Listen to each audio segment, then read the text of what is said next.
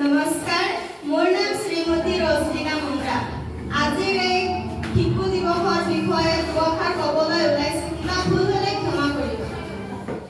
সন্মানীয় আজিৰ সভাৰ সভাপতি মহোদয়, শ্ৰদ্ধাৰ অধ্যক্ষ মহোদয়, শিক্ষাগুৰুসকল আৰু সভাত উপস্থিত মোৰ মৰমৰ বন্ধু বান্ধৱী তথা ভণ্টিসকল, পোনপ্ৰথমে মই সকলোকে শিশু দিৱসৰ বহুত বহুত শুভেচ্ছা তথা আন্তৰিক অভিনন্দন জ্ঞাপন কৰিছোঁ।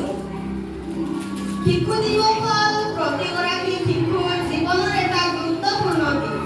এই দিনটো অৰ্থাৎ 14 নৱেম্বৰ তাৰিখত পণ্ডিত জৱাহৰলাল নেহৰুৰ 1898 চনত এলাহাবাদত জন্ম হৈছিল।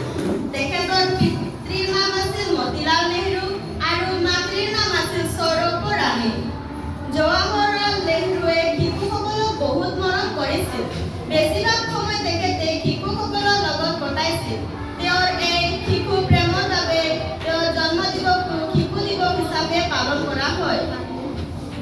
শিশুসকলৰ মাজত তেওঁক নেহৰু খুৰা বুলি পৰিচিত আছিল। জৱাহৰলাল নেহৰু স্বাধীন ভাৰতৰ প্ৰথম প্ৰধানমন্ত্ৰী আছিল।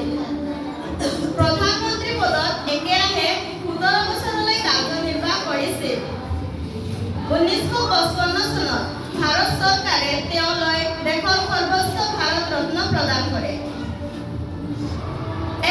আজিৰ এই বিশেষ দিনটোত নেহৰুদেৱৰ প্ৰতি সন্মান আৰু শ্ৰদ্ধা জ্ঞাপন কৰা হয়।